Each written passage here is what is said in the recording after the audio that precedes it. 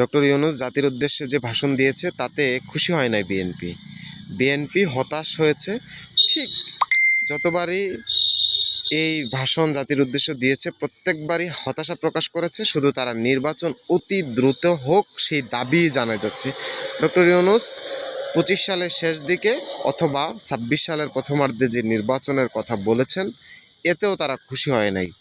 তারা আরও স্পষ্টতা চায়। তারা মনে করছে এটা স্পষ্ট না। তারা চায় তাদের হাতে আগামীকালকে একটা নির্বাচন দেওয়া হোক, দিয়ে তাদের হাতে ক্ষমতা তুলে দেওয়া হোক। এটা বাংলাদেশের মানুষ নিঃসন্দেহে মানবে না।